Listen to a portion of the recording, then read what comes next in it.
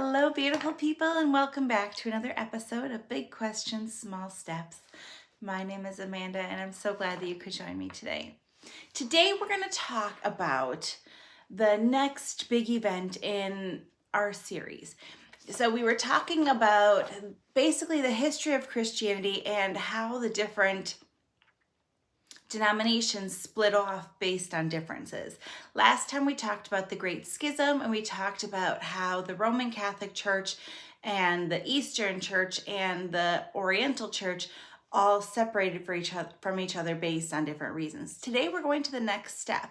So we're looking more at the Roman Catholic thread, and we're looking to see what's happening there. Of course, there's additional discord that's going on and problems. So we're going to actually be talking about the next big event. It's called the Reformation.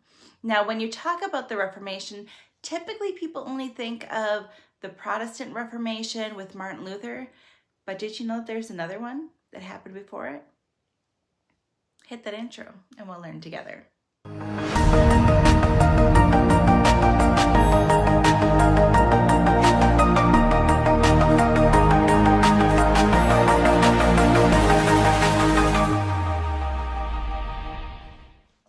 So in our last video presentation, we talked about the Great Schism, the divide between the Roman Catholic Church, the Eastern Orthodox Church, and the Oriental Orthodox Church. And we talked about how that divide basically, it occurred for many reasons, but one of the main reasons was what the church was saying was happening typically only represented what was happening in Rome and not what was happening in Constantinople or anywhere else in more of the eastern side of Europe. So there was that discourse, and that discourse, that way of life that people were experiencing continued well beyond the Great Schism. As a matter of fact, the more that people questioned, because they were entering the age of Renaissance, or I'm sorry, Reformation, where you're questioning, you're reforming your frame of mind, the more questions people brought up, the more problems the church had with it. The church at this time had huge influence over government and political processes in general. And having this power came with an ability to influence far beyond anything they ever thought.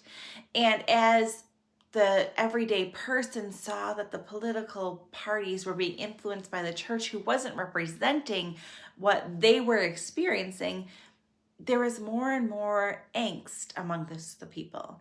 There were more people who pushed back and said, no. They questioned, what about this? Why is this? And that caused problems for the church.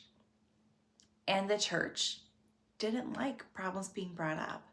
They would prefer to have people follow along, speak good things. If you have questions, say them to yourself and don't be sharing them with other people.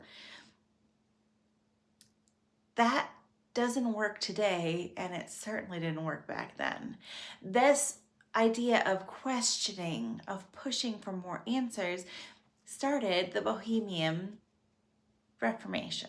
That's the first Reformation, the Bohemian Reformation. So there were people who were struggling with what the Roman Catholic Church was preaching, and this is how we should be practicing, and mixing with their pagan traditions that they were used to, and trying to find a way to make it all work and make it all make sense for them. And of course, they had problems. When they would question things about the church, that's when they ran into the biggest problem. Frequently, they were declared to be heretics. They were questioning faith that they didn't have any business questioning. A group of them called the Waldensians actually ended up fleeing France and Italy because they were speaking out about the Roman Catholic Church and how these priests were having these luxurious homes, and these cathedrals were ornate and beautiful, but they were living in squalor at home. there was such a stark difference that they called out the idea that there was such a disagreement. They called out the difference of ideas regarding church policy, church dogma, what they're doing, what they're preaching, what they're saying, to live humble, to be meek, and to be modest. The church leaders weren't doing. And so when the Waldensteins were speaking out about this, of course they faced backlash from the church. And the church, because they fought back, ran them out of France. They ran them out of Italy. They made them so scared and fearful of their life that if they chose to continue to speak up, they had to go farther and farther away, so their voices were diminished more and more.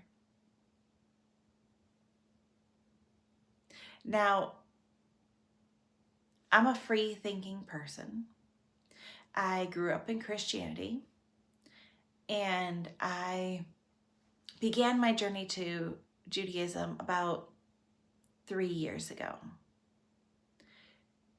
So the idea that questioning could lead to such torment and death and hardship is rather jarring to be made aware of.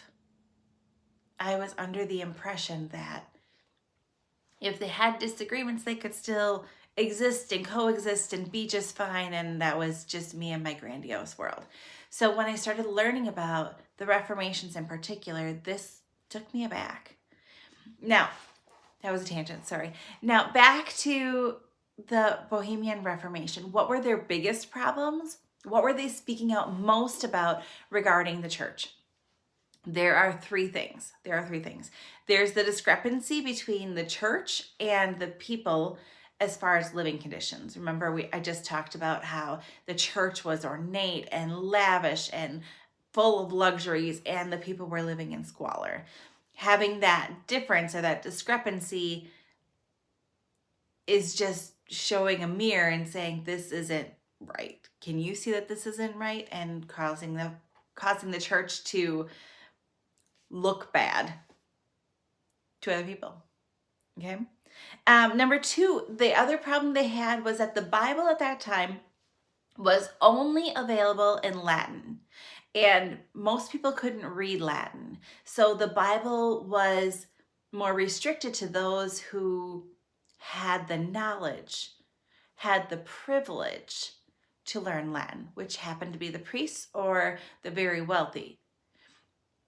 And they thought that the Bible should be something that should be acceptable or accessible, that's the correct word, to everyone. And by having it in a different language that people didn't know, it wasn't accessible. So people felt removed. They didn't like that. And then the third was they questioned the church's policies regarding indulgences, regarding the power they had over marriages, regarding their practices of who could receive communion, who could not receive communion, who is worthy, who is not worthy. And all of that had to do with money and wealth and government standings, and they didn't like that. They said that we should all be the same, and there was a problem with that. So those are the three main problems. Now, there were many who spoke out against the church and the problems in the church. In the Bohemian Reformation, there's typically 5 people that are noted and one that is noted most frequently. I'm going to tell you a little bit about each of them, and then you can see why there were so many, okay? So of the 5, all of them were arrested and executed by the church for heresy, for speaking out against the church. Now, I don't know about you, but when you have people who speak out against something that you are believing in, it seems a bit extreme to me to kill that person, to execute them for questioning. I understand that it makes it easier from the church's side, but that raises all kinds of red flags to me. And again, I didn't know, I wasn't as aware of this when I was in Christianity, but now that I know, I can't unknow. So I'm sharing it with you so that you know as well. So in the Bohemian Reformation, the first one was named Conrad von Waldenstein, and he was a passionate speaker. He called for changes, but he was essentially the first one to kind of be a thorn in people's sides. So he was pretty much ignored. They viewed him as just disgruntled and he'll get over it. Move on. Second one was Milik von Kremscher. And he was fluent in both Czech and German, which was very popular in that time, those languages. He was a very popular speaker in general. He was a preacher. And he actually was such a passionate preacher that he held services 5 times a day. And his services were so well attended that he couldn't even have them in the church.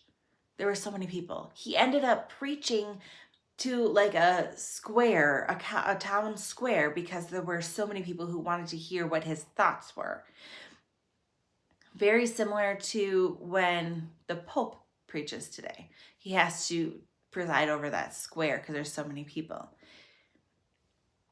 Now, Milik did something a little bit different than Conrad. He claimed that the end times were at hand, and he actually claimed outright that the Pope at that time was the Antichrist personified. I can see why the church would go a little bit harder at that one. Like, no, you're coming after our main guy. That's a problem. Number 3 was Matthias of John Bull. He was a writer. He was a very talented writer who liked to share ideas and spur questions and make you think on a deeper level. He developed the concept of what was called a true and false church. So reading their policies, understanding their dogma, and comparing that to what they are demonstrating. Are they living by what they're saying? Are they putting on false accords? He called to light more people. He brought more awareness with that. He was a writer. Now, at this time, there was not a printing press of sorts where you could distribute the material rapidly or widespread, but because he was a writer, he could still get his information out in a different way. It just took longer. So his message took hold a bit stronger. So you have a passionate speaker starting the groundwork. You have a great preacher that's spurring this conversation, igniting farther.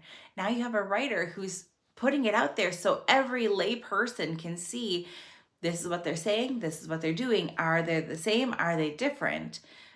It's raising people's awarenesses. Now, coming in number 4, we have Matthew of Krakow. And he was a theology professor at the University of Prague.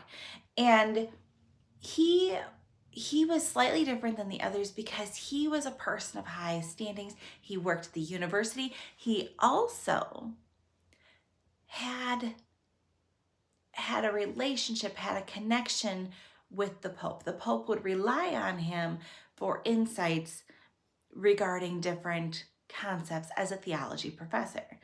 However, when Matthew would share his points of view or his concerns with the Pope regarding church practices, church dogma, the Pope stated that his suggestions were, quote unquote, unheeded, meaning not requested, not valid.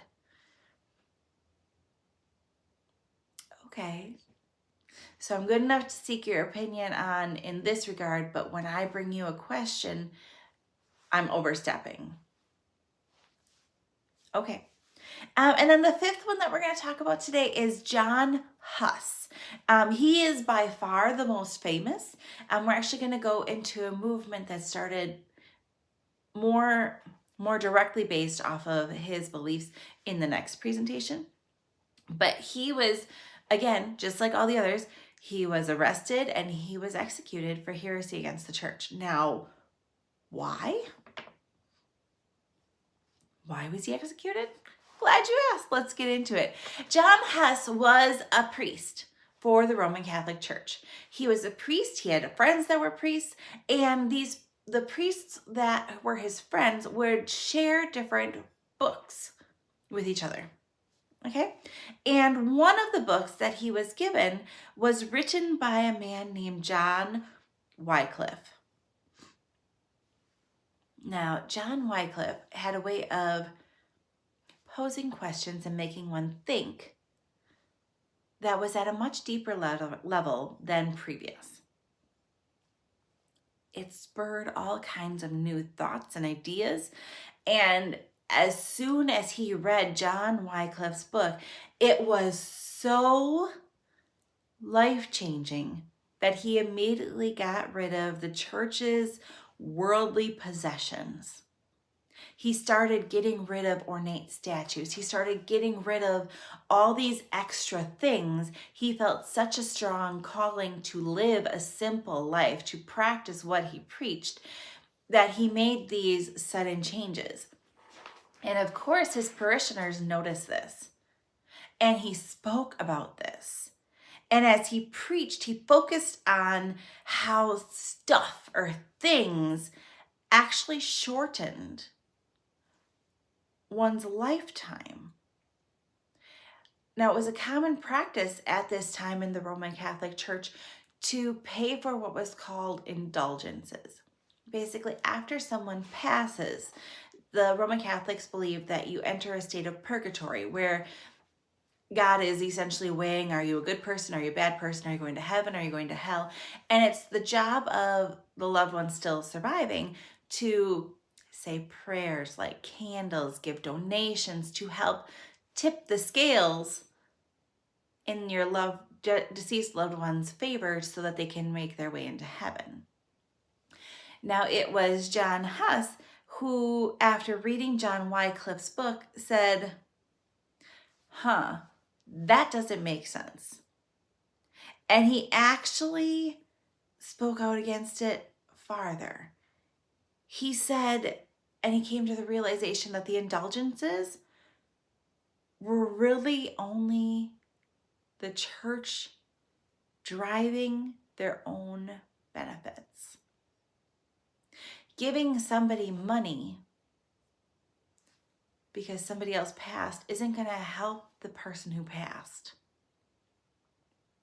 You're trying to make money off of people's fear, people's sadness, people's grief, people's wanting and willingness to do anything to relieve themselves of this guilt. And Jan Huss, found great problem with this. So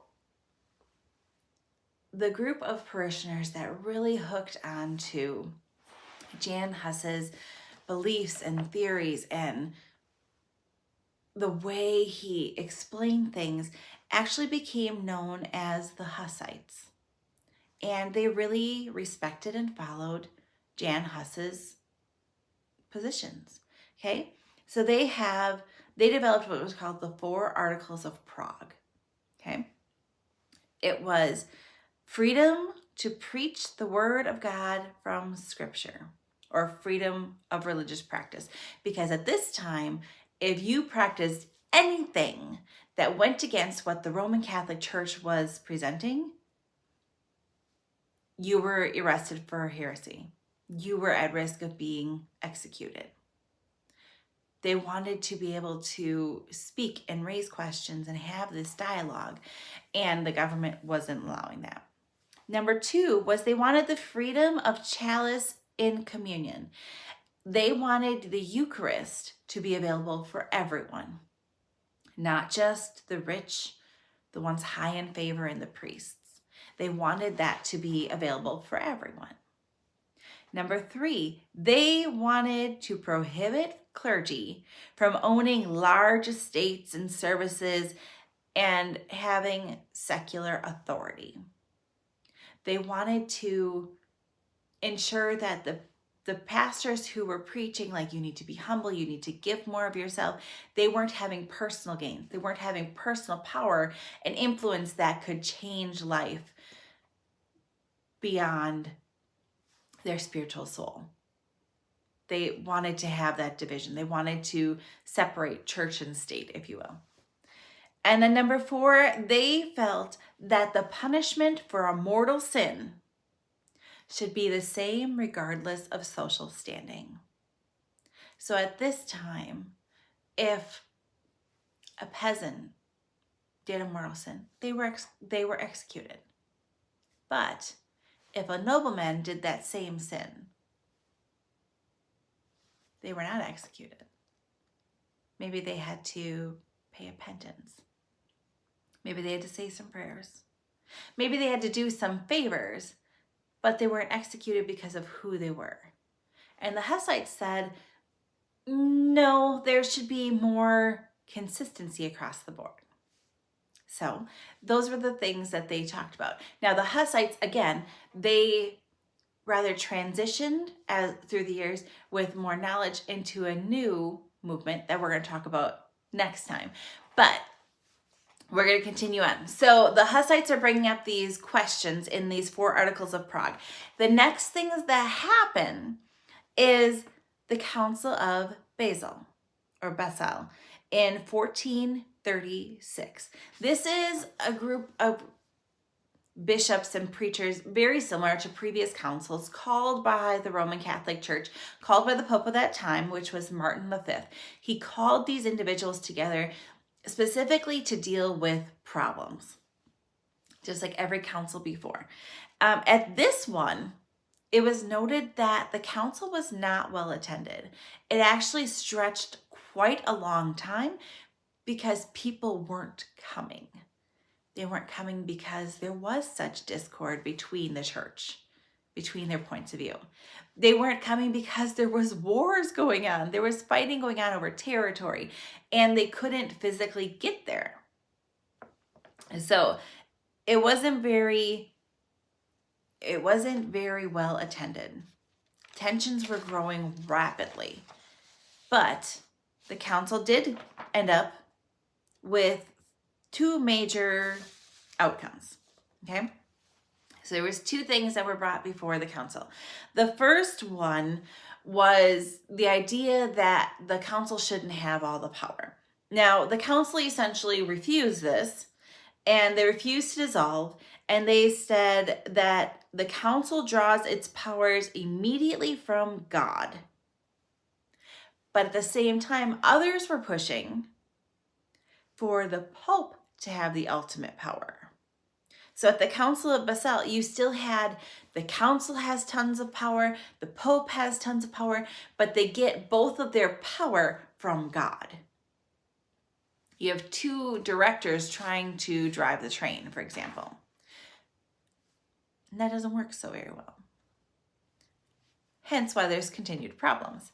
The second thing that they talked about was a huge discussion, essentially about the Hussites, the people who were following Jan Hus, and what to do with them. They wanted to find out, okay, so this is all this, there's all these questions regarding the supremacy of the Pope and how the hierarchy is working and the connection, and all of these discussions came out to essentially one agreement. They agreed on peace. They agreed that it didn't matter necessarily how people practiced. They were allowed to preach how they wanted as long as their church supported it. Because previously, people who were speaking out would be arrested for heresy.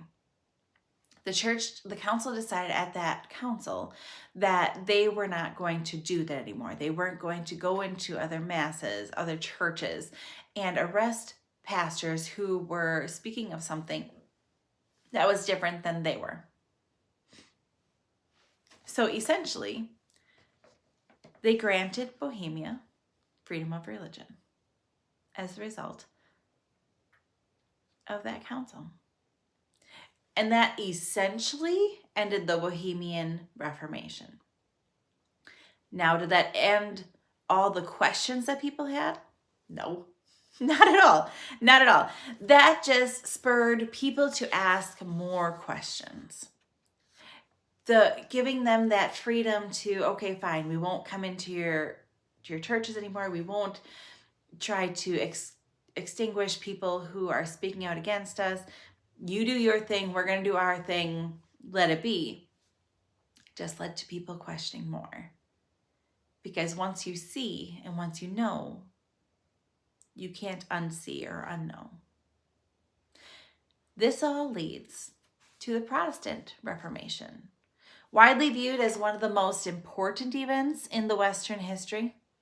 It lasted from 1517 all the way through 1648.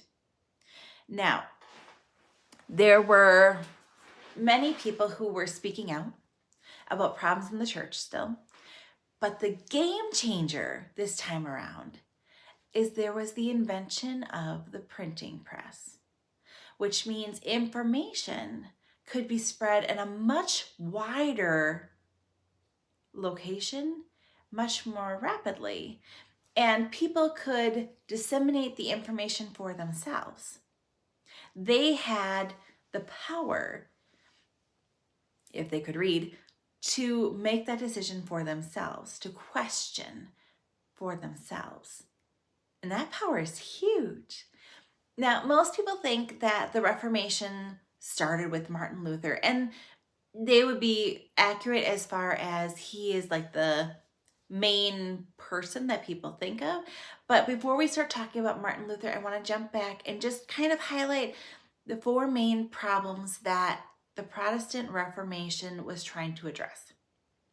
Okay, so corruption in the church was number one, that the church was the sole authority on spiritual matters and had very political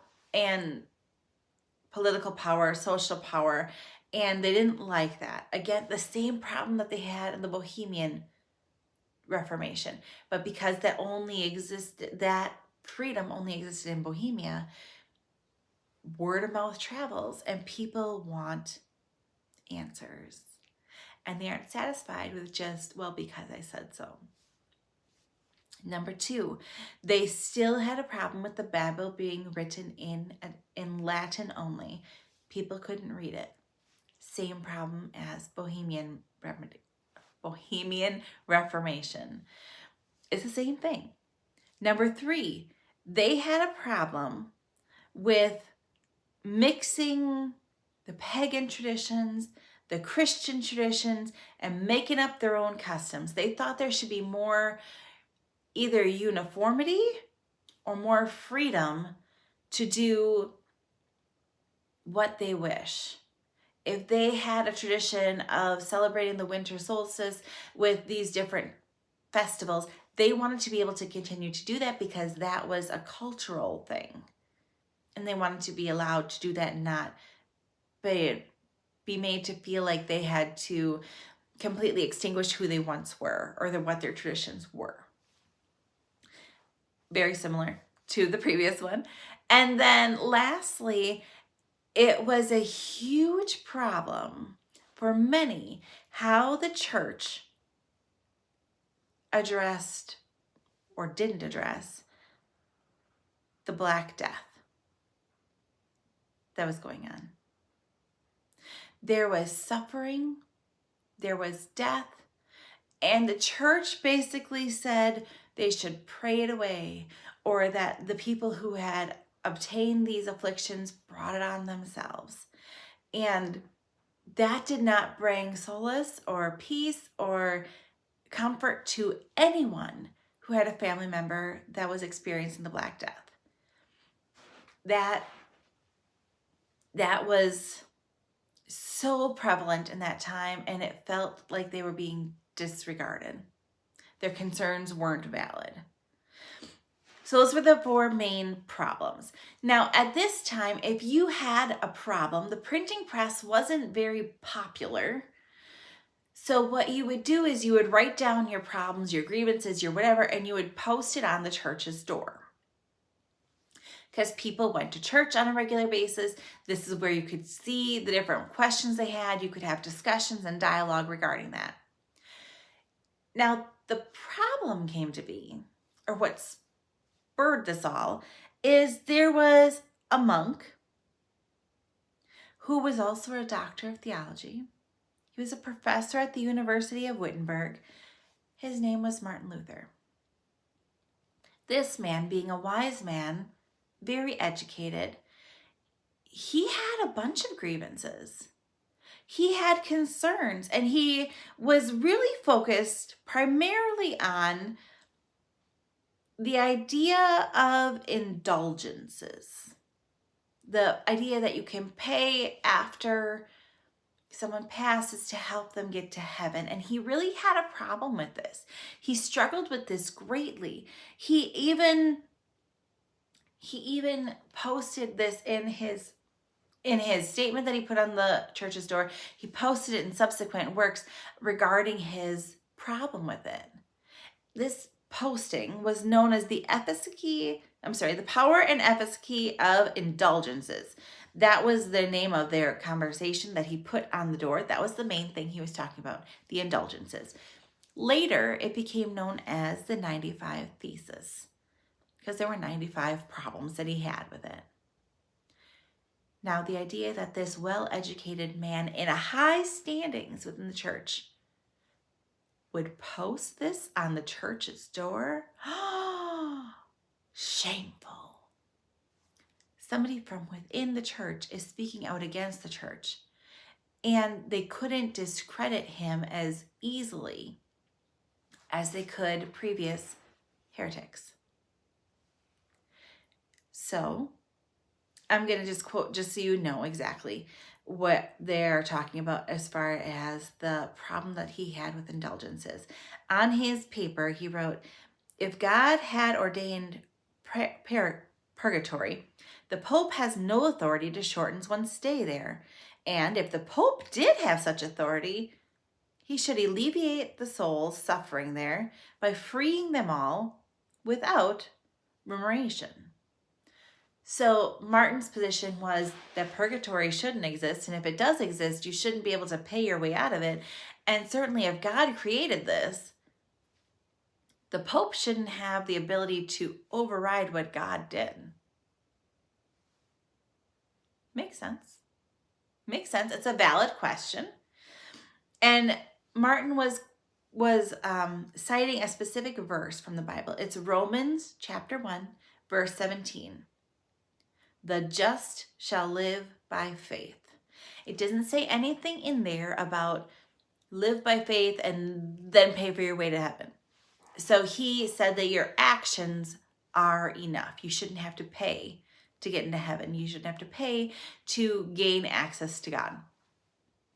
So that's what he was saying. Now, this idea that he posted on the church door spread like wildfire through people that went to that church. He was a monk, so it spread to the other monks. It spread to other parishes.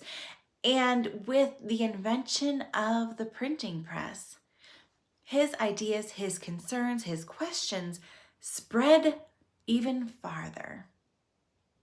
They spread across the world. By 1519, less than 2 years after Martin first started talking and having questions, all of England and France knew about Martin's problems with the church. And again, once you know, you can't unknow. The Pope at that time, Pope Leo X, heard about Martin, heard about his problems, and he called him to Worms. Now, this is where the Edict of Worms is written. Basically, what the Pope said is, Martin, you need to recant your concerns or you'll be excommunicated and kicked out of the church. Now, for a monk to be excommunicated, that's your livelihood. That's your protection. That's your whole life. To be kicked out of that is jarring. So what did Martin do? He burned his papers. He burned his posting of concerns, but he refused to recant. He refused to take back that he no longer had problems. So the Pope was ticked off. And the Pope basically said that he was an outlaw. And as an outlaw, he was able to be killed by anyone else. Now, he was a man who was thought highly of by many other people in high places. There was a nobleman named Frederick III who actually took Luther after this Edict of Worms was issued, and he hid him in the Wartburg Castle. And this is where he stayed until he died. While he's at the Wartburg Castle, Martin continued to write some of the best works known to man at this time. He even spent time translating the entire Bible into German, from Latin into German, so that the Bible could be more accessible to the people. That was one of the main things that Luther wanted. He said, if the Pope's not going to do this, if the church isn't going to do this, then I'm going to make the Bible more accessible for people. So he took the Bible and he translated it. Did he translate it word for word? I don't know. Did he translate it and get the general gist of it? I don't know. I'm not Martin. I was not alive at that time, but that's what we know happened. Many were inspired by Martin's strength of character, his willingness to stand up for what wasn't right, his willingness to stand on his moral character and refuse to recant just because some bully tried to force him into a corner. And because so many people supported Martin, the ideas that he shared were more readily accepted. And it led to more people pushing back. All of these pushbacks and all these different groups wanting more territory, wanting more power, this essentially led to what was known as the 30-Year War. Everybody was trying to grab property in Europe. Grab property, grab power. I'm going to put a map up. And through this war in Europe, you can see that the Holy Roman Empire was huge. It encompassed quite a bit of the territory in Europe. And different countries, different organizations, different empires wanted that land. They didn't think the church should have all that land. And so it was a land grab. And so from what it was to what it is now, all happened during that 30-Year War, where there was that forcing of the separation of church and state, and the Roman Catholic Church, which was once the power hub, was no longer the power hub. Certainly it's still strong. Certainly it still has influence, but it doesn't have nearly the amount of influence that it once did. So, in our next presentation, we're going to talk about the movement that Martin Luther and his followers began. We're going to talk about Lutheranism. Yep, that was Yogi, one of my kitties. We're going to talk about Lutheranism, and then in our next presentation, we're going to talk about the group that was kind of morphed from the Hussites and Jan Hus. We're going to talk about Calvinism. So next up, we have Lutheranism, and then we have Calvinism. I hope you join me for the next video. If you liked today's presentation, please go ahead and like this video, hit subscribe so you can hear when we have new postings. And I want to thank you from the bottom of my heart for joining me today. I appreciate learning with you. I appreciate growing with you. And I love sharing new information. Remember, the more we know, the more we grow. Keep learning, everyone. Until next time, bye-bye.